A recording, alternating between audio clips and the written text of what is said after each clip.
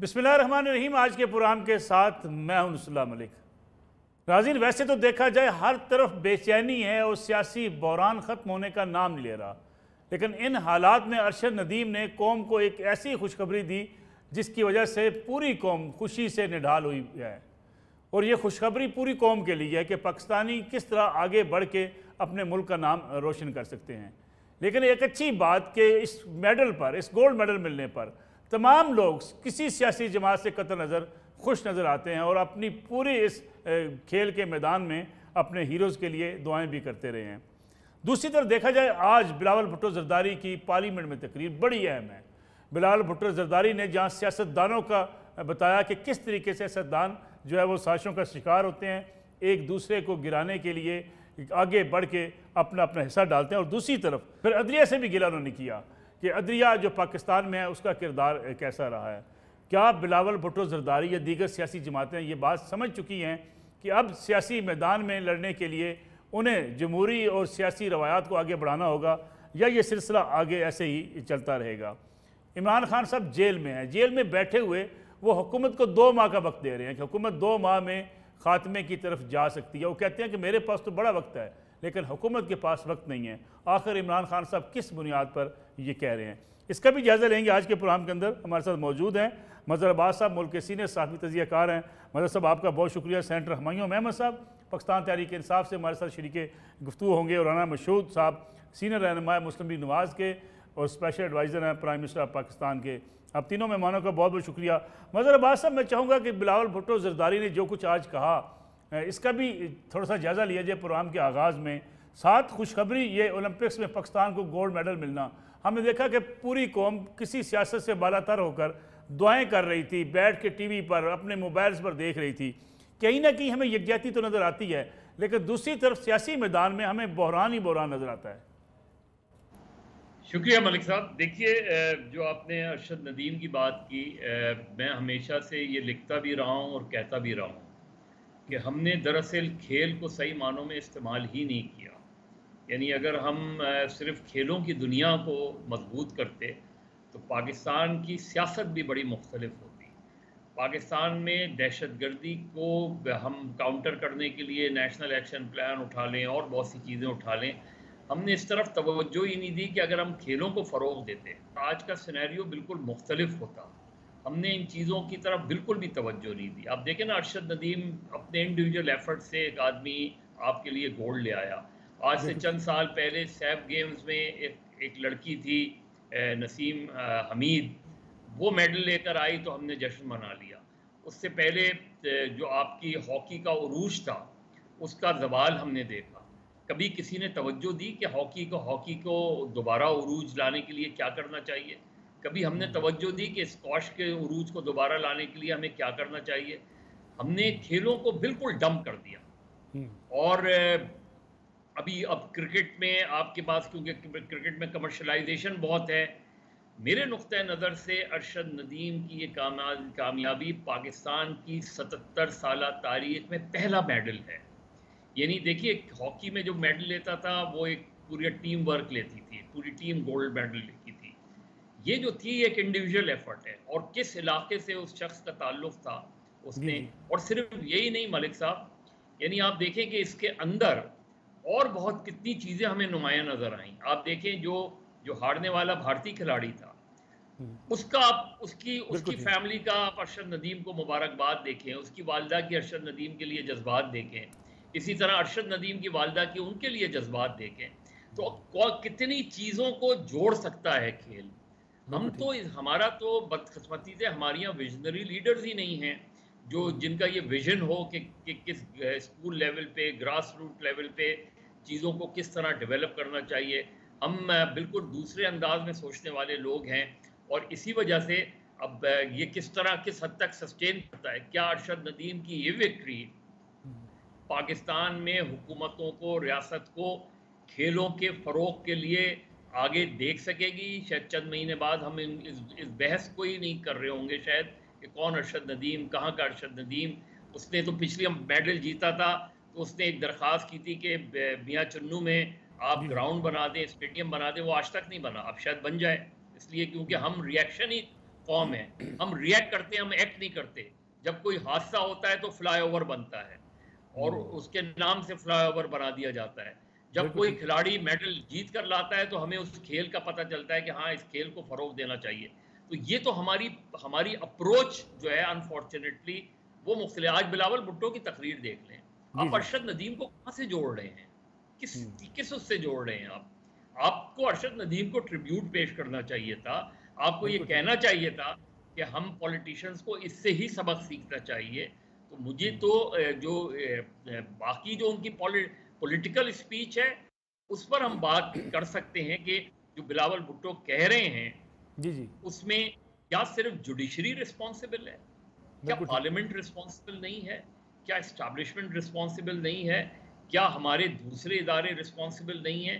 تو جب ایک لیڈر جو ہے جب ایک اسپیچ پالیسی بیان دیتا ہے تو اس کا بیان بہت ویژنری ہونا چاہیے, اس کو تمام آسپیکٹس کو دیکھ کے بات کرنی چاہیے. انفارچونیٹلی ہمارے یہاں الزام تراشی سے زیادہ ہم کوئی آگے کا حل پیش نہیں کرتے. ہم پیش کرتے ہیں, حل پیش کرتے ہیں, حکومت حل پیش کرتی ہے صرف اپوزیشن کو سامنے رکھ کے, اپوزیشن حل پیش کرتی ہے صرف حکومت کو سامنے رکھ کے, اور اسی وجہ سے ہم کسی نتیجے پر نہیں پہنچ پاتے. بالکل ٹھیک ہے. مظفر عباس صاحب, آپ نے بات کی یوتھ کی, یوتھ ہماری جس پہ ہم بڑا گلہ شکوہ کرتے ہیں کہ یوتھ جس طرف چلی گئی اس طرف نہیں جانا چاہیے تھا. اگر سوشل میڈیا پہ یوتھ کا کردار دیکھیں اس پہ بڑی تنقید کی جاتی ہے. یوتھ کو ہم نے دیا کیا؟ جیسا کہ آپ نے کہا کہ ہم نے کھیل کے میدان ان سے چھین لیے, وہ ہم نے سیاست کی نظر کر دیے, ہم نے اپنے کھیلوں میں سیاست لے کر آگے, ہمارے جو بورڈز بنتے ہیں وہ سیاست کی نظر ہو جاتے ہیں. ان حالات میں کیا آپ سمجھتے ہیں کہ یوتھ کو ڈائریکشن ہی ہم نے غلط دے دی؟ دیکھیے ملک صاحب, 3 ٹیئرز ہوتے ہیں کسی پرسنالٹی کے. ایک ہوتے ہیں جب وہ اسٹوڈنٹس ہوتے ہیں, ہم نے وہاں کیا کیا کہ اسٹوڈنٹ یونینز بند کر دی, ہم نے ایک اچھی ہیلدی نرسری کو ختم کر دیا. اسٹوڈنٹس جب نکلتا ہے اس کیمپس سے تو پھر وہ یوتھ کے اس زمرے میں آتا ہے. تو ہمارے یہاں کوئی یوتھ آرگنائزیشنز یا یوتھ کا ہمارے یہاں کوئی فورم ہی اویلیبل نہیں تھا کہ وہ کہاں جائے. ہمارے یہاں تعلیم نچلی سطح پہ, بالکل آپ پرائمری لیول پہ لے لیں تو آپ ہماری ساری توجہ ہوتی ہے کہ کتنی یونیورسٹیز بنا لی جائیں, ہماری یہ توجہ نہیں ہوتی ہے کہ کتنے اسکولز بنائے جائیں. یعنی جو نرسری ہے, نرسری پر ہم نے کبھی توجہ نہیں دی. ہم نرسری کے بغیر ڈگری حاصل کرنا چاہتے ہیں, اور یہی آپ پورے اس میں دیکھ لیں تو اس کا نتیجہ کیا ہوا. اس کا نتیجہ یہ کہ یوتھ کے لیے آپ کے پاس کوئی آلٹرنیٹ ہی نہیں تھا. ڈائریکشن لیس نیشن رہی, ڈائریکشن لیس یوتھ رہی. اس کے سامنے کوئی آپ نے چیلنج رکھا ہی نہیں کہ اس چیلنج کو, تو اس نے اپنا فیصلہ خود کر لیا. اس کو کس ڈائریکشن میں جانا ہے, کہاں جانا ہے, انہوں نے خود فیصلہ کر لیا. اس میں نہ ریاست نے کوئی کنٹریبیوشن ہے ریاست کا, نہ کسی اور چیز کا کوئی کنٹریبیوشن ہے. دیکھیے, جب تک آپ تعلیم کو مضبوط نہیں کریں گے, جب تک آپ تعلیم کو کمرشلائزیشن نہیں ہے, یہ ریاست کی ذمہ داری ہوتی ہے کہ ہر کسی کو تعلیم دینا.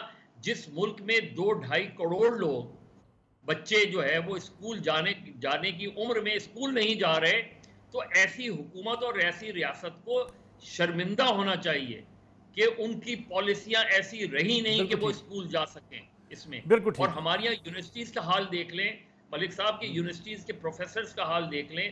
کیمپسز میں اگر آپ چلے جائیں تو آپ کو پتہ جائے گا کہ پبلک یونیورسٹیز کے واش رومز جو تک تو ہم نے بنائے نہیں ہیں. تو یہ ہماری یہاں بدقسمتی کا ویژن ہی نہیں. میں واپس آتا ہوں مظفر عباس صاحب آپ کی طرف. رانا مشہور صاحب ہمارے ساتھ موجود ہیں, مسلم لیگ نواز کے سینئر رہنما ہیں, وزیر اعظم کے مشیر ہیں, یوتھ کے حوالے سے جو پروگرام ہے وزیر اعظم کا اس کے نگران بھی ہیں. رانا صاحب, مبارکباد پوری قوم نے حاصل کی, پوری قوم خوش بھی ہے. ارشد ندیم صاحب نے جو میڈل حاصل کیا, لیکن ابھی ہم بات کر رہے تھے کہ ہم نے کھیلوں کو بھی سیاست کی نظر کر دیا. ہم کھیل کے میدانوں میں یوتھ کو ڈائریکشن نہیں دے سکے. اگر ہم یوتھ کو سپورٹ کرتے تو آج ہمیں یوتھ سے اتنے گلے شکوے نہ ہوتے. جی بسم اللہ الرحمن الرحیم. سب سے پہلی بات تو یہ ہے کہ دیکھیں, میں پی ایم ایل این کی اگر بات کریں تو 2008 سے ڈائریکٹ اور انڈائریکٹلی اسپورٹس کے ساتھ, یوتھ کے ساتھ وابستہ ہوں, کام کر رہا ہوں. آپ کی پارٹی کی جو منشور بنتا ہے پارٹی کا, اس کے اندر جو ہمارا یوتھ کا, اسپورٹس کا, ایجوکیشن کا, اس کو میں کئی سالوں سے دیکھ رہا ہوں. اور اس کے علاوہ اور بھی چیزیں جو بات ہو رہی ہے نا کہ سیاست کی نظر ہو جاتی ہے, دیکھیں ایک کل حقیقت ہے. تو حقیقت کیا ہے کہ 2008 کے الیکشن میں شہباز شریف صاحب جب پنجاب میں آتے ہیں تو وہ ایک ویژن لے کے چلتے ہیں اور ہم پنجاب میں پاکستان کی پہلی یوتھ پالیسی دیتے ہیں. ہم ایک پڑھا لکھا کام کرنے کی کوشش کرتے ہیں کہ ہر چیز جو ہے اس کے اوپر ہم جو ہے اوور آل ایک ویو لیں اور اس کے اوپر ایک وے فارورڈ بنائیں, اور وہ جب بنا کے ہم چلتے ہیں اور یوتھ پالیسی کے جو پرنسپلز ہوتے ہیں اس میں جہاں پر یہ آتا ہے کہ تعلیم کو سب سے زیادہ اہمیت دینی ہے اور اس کے لیے لیپ ٹاپ شروع کیے جاتے ہیں, اسکالرشپ شروع کیے جاتے ہیں, ایجوکیشن انڈاؤمنٹ فنڈ کا آغاز ہوتا ہے, دانش اسکول, اس طرح کے لاتعداد چیزیں. وہاں پر ایک سیگمنٹ اس کا یہ ہوتا ہے کہ اگر آپ کسی بھی معاشرے کی ترقی میں تکنیکی تعلیم, جو ٹیکنیکل ایجوکیشن اور اسپورٹس کا بھی بہت بڑا کردار ہوتا ہے, اور مہذب معاشروں میں اسپورٹس ہے یہ ایک انڈسٹری کا درجہ حاصل کر جاتی ہے. تو ہم اسپورٹس پر بھی کام شروع کرتے ہیں جتنا باقی تمام چیزوں پہ کرتے ہیں. ہم ڈسٹرکٹ لیول کے اوپر جو ہے اسٹیٹ آف دی آرٹ جمنیزیمز بنانا شروع کرتے ہیں. ہم وہاں پر اسپورٹس فیسلٹیز دینا شروع کرتے ہیں. ہم یوتھ کے لیے sports festival and then youth festival شروع کرتے ہیں. انسیڈنٹلی ارشد ندیم صاحب بھی 2012 کا جو یوتھ فیسٹیول تھا اس کی دریافت ہے, اور یہ وہاں سے نکلے اور وہاں سے ان کے سفر کا آغاز ہوتا ہے. اور اس طرح کے کئی نوجوان بچے اور بچیوں کا, مطلب کبڈی کی جو لڑکیوں کی ٹیم, لڑکوں کی ٹیم, والی بال کی, ہاکی کی, جو نیم اٹ, کون سا بچہ جو ہے ان فیسٹیول سے نہیں نکلا. ہم پاکستان کا نام روشن کرنے چلتے ہیں. ہم پاکستان کے لیے دنیا کا سب سے بڑا جھنڈا بنانے کے آغاز سے لے کے قومی ترانہ پڑھنے کے اعزاز سے لے کے, اور بدلے میں کیا ملتا ہے, نیب کے پرچے. 2014 کے اندر جب ابھی حکومت ہی تھی تو میرے پہ نیب کی کارروائیاں شروع ہو چکی تھی, اور میرے پہ الزام کیا تھا کہ میں نے یوتھ فیسٹیول کے اندر گھپلے کیے ہیں. 2014 کے بعد ہمیں پھر فیسٹیولز بند کرنے پڑے. تو تلخ حقیقت جو ہے نا وہ یہ ہے کہ ہم لوگ اس حد تک اندھے ہو جاتے ہیں کہ جو کام اس ملک کی بھلائی کے لیے کیا جاتا ہے اس کے اندر بھی جو ہے رکھنے ڈالے جاتے ہیں, اور اس کے بعد پوچھنے والا کوئی نہیں ہوتا کہ جو ہو گیا. اب جب حکومت دوبارہ آئی ہے تو ہم نے ماضی کے اوپر یہ نہیں کہا کہ جو ہو گیا اس پہ پہلے تو ہمیں حساب دیں, اور جو کھا گئے اور یہ ہو گیا اور وہ ہو گیا. ہم نے دوبارہ ملک صاحب سفر کا آغاز کر دیا ہے. ہم prime minister youth talent hunt programme خاص طور پہ سپورٹس کے اندر جو ہے اس سال 23 سپورٹس کے اندر لے کے جا رہے ہیں. اکیڈمیز بنا رہے ہیں جو اس سال بن جائیں گی, اور اس کے بعد اس یوتھ کو جو ہے ایک راستہ دکھا رہے ہیں, پراپر سپورٹس کو انڈسٹری دینے کی کوشش کر رہے ہیں. آتے ساتھ ہی ہاکی کے میدان میں جو کیا, ہاکی کی ٹیم کی جو میرٹ کے اوپر لے کر آئے, اب ہم باقی سپورٹس کے اوپر بھی کر رہے ہیں. تو الزام لگانا بہت آسان ہوتا ہے, لیکن فیلڈ میں جو کام کر رہا ہوتا ہے اس کے کام کو روکنا. شہباز شریف صاحب کو یقین مانے, اگر 2018 کے الیکشن میں دھاندلی نہ کی جاتی اور شہباز شریف ہوتے تو آج پاکستان جو ہے اوور آل اور سپورٹس میں, ایجوکیشن میں پاکستان کی معیشت کا یہ حال نہ ہوتا. تو میں یہ سمجھتا ہوں کہ بار بار جو ہمارے سفر کو کھوٹا کیا جاتا ہے, کبھی جوڈیشل جو ہے مارشل لا لگا کے, کبھی اور طریقوں سے اگر یہ کام نہ کیا جاتا اور قوم یہ ادراک کر لے کہ اس طرح کی چیزیں کرنے سے نقصان کسی کا نہیں ہوتا, پاکستان کا ہوتا ہے. بالکل ٹھیک ہے. میں واپس آتا ہوں رانا صاحب آپ کی طرف. ہمایوں محمد صاحب, جو بھی رانا صاحب نے بات کی, پہلے مظہر عباس صاحب نے بھی یہی بات کی. سیاستدان گلہ شکوہ کرتے ہیں کہ ہم جو پروجیکٹ شروع کرتے ہیں یوتھ کے لیے ہم کام کرتے ہیں. ابھی رانا صاحب کہہ رہے تھے کہ ہم نے اتنا سفر شروع کر لیا تھا لیکن درمیان میں رکاوٹیں آ جاتی ہیں.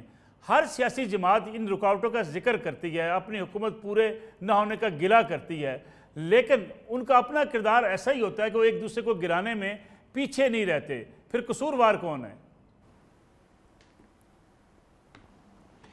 بسم اللہ الرحمن الرحیم. یکا نعبد و یکا نستعین. دیکھیں قصوروار اگر آپ مجھ سے پوچھیں کہ سارا یہ قصوروار یہ سسٹم ہے, یہ سسٹم بیسیکلی آپریٹ کرتا ہے نان میرٹ کے اوپر. ابھی ہم لوگوں نے کل ایک بہت بڑی اور اچھی خبر سنی اور بہت عرصے بعد ایک بڑی اچھی خبر سنی ہے کہ ارشد ندیم صاحب نے گولڈ میڈل، یہ واحد پاکستانی ایتھلیٹ ہیں جنہوں نے پاکستان کے لیے گولڈ میڈل لیا. یہ دنیا کے ان 24 جیولن تھروورز میں سے ہیں جنہوں نے آج تک 90 کی فگر کو کراس کیا. یہ اولمپک ریکارڈ ہولڈر ہیں. لیکن پاکستان میں کسی حکومت کی بات نہیں کر رہا ہوں، میں پورے سسٹم کی بات کر رہا ہوں. اس سسٹم نے اس کو کہاں سپورٹ کیا؟ کہیں نہیں. رشید سکی صاحب ہے، انہوں نے 2011 میں ان کو اپنے لحاظ سے انہوں نے اس کو سپورٹ کیا اور اس کے کوچ بنے. گورنمنٹ نے اس کو کوئی سپورٹ نہیں کیا. اس کے بعد سلمان بٹ صاحب ہیں، انہوں نے ان کو کوچ کیا اور جس جگہ پہ ان کو کوچ کرتے تھے وہاں پہ جو سب سے نئی مشین جو تھی وہ ارشد ندیم صاحب کی لائف سے زیادہ بڑی تھی. اچھا، اب مزے کی بات یہ ہے، تو اگر آپ مجھ سے پوچھیں میں ان 3 لوگوں کو خراج تحسین دوں گا. سب سے پہلے سکی صاحب جنہوں نے ٹیلنٹ ہنٹ کیا اور اس کو سپورٹ کیا. پاکستان میں بہت بڑے بڑے ادارے ہیں جو کہ پاکستان سے اربوں روپے کھا رہے ہیں، وہ کسی ایک کھلاڑی کو سپانسر نہیں کرتے، کسی ایک کھلاڑی کو سپانسر نہیں کرتے. یہ جو اربوں روپے کی آئی پی پیز والے ہیں یہ کسی ایک کھلاڑی کو سپانسر نہیں کرتے. سلام ہے سکی صاحب کو، سلام ہے اس کوچ کو کہ جس نے اپنا دن رات کر کے، جس کو کسی قسم کے کوئی ریمبرسمنٹ نہیں ملتی، اس کو کہ جس نے اس کو سکھایا. پھر ارشد صاحب کے اوپر سلام ہے کہ جنہوں نے وہ سیکھا اور ڈیلیور کیا. مزے کی بات یہ ہے کہ 7 کھلاڑی گئے اولمپکس میں، 7 میں سے صرف 2 کو ٹکٹ ملے.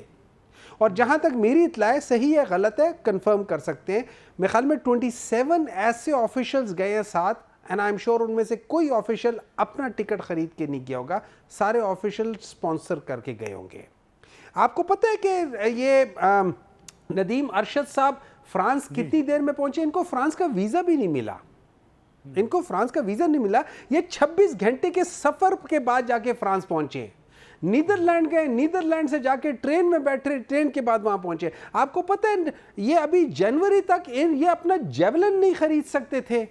انہوں نے کس کو نہیں کہا کہ وہ کرے. پھر اس کے بعد انڈیا میں جو ان کا کمپیٹیٹر ہے اس نے ان کے لیے کہا کہ لوگوں کو کہا کر، تب کہیں جا کے ان کو جیولن ملا.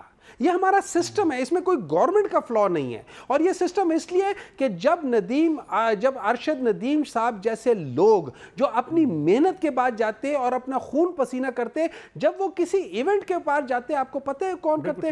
آدھے 1/3 پیسے یہ دیتے، 1/3 پیسے ایتھلیٹک فاؤنڈیشن دیتی ہے، 1/3 پیسے پاکستان سپورٹس بورڈ دیتی ہے. مجھے سوال پوچھتا ہوں سپورٹس بورڈ کے سارے جتنے بھی ان کے عہدے داران ہیں، میں سوال پوچھتا ہوں ایتھلیٹک فیڈریشن والوں سے، آپ لوگوں کو تنخواہیں کتنی ملتی ہے اور کس بات کی ملتی ہے؟ میں اس سسٹم سے سوال کرتا ہوں جو اس قسم کے لوگوں کو کیوں نہیں سپورٹ کرتے، اور خود اگر ان کو دیکھیں وہ کتنی جگہوں پہ کہاں نہیں گئے. ہمارے وہ لوگ جو پچھلے 20 سال سے ایک پوزیشن پہ بیٹھے ہوئے، ان کا ذرا آڈٹ کریں، انہوں نے آج تک اپنی ٹریولنگ میں کتنے پیسے خرچ کیے ہیں. بالکل ٹھیک. سوال پوچھنا چاہیے کہ جب آپ اتنے پیسے خرچ کر رہے ہو ارشد ندیم صاحب جیسے لوگوں کو، اور یہ آج کا بات نہیں ہے، ٹیلنٹ بہت پہلے سے نظر آ گیا تھا. اگر سکی صاحب کو نظر آ گیا تھا تو ہمارا سپورٹس بورڈ اور ہمارا یہ ایتھلیٹک فیڈریشن کہاں تھی؟ ان کو کیوں نہیں نظر آ رہا تھا؟ وہ کیوں نہیں سپانسر کر رہے تھے؟ 4 بندوں کو نکالے، ان کو کرے. مجھے سوال پوچھتا ہوں اسکولوں سے، سوال پوچھتا ہوں یونیورسٹی سے.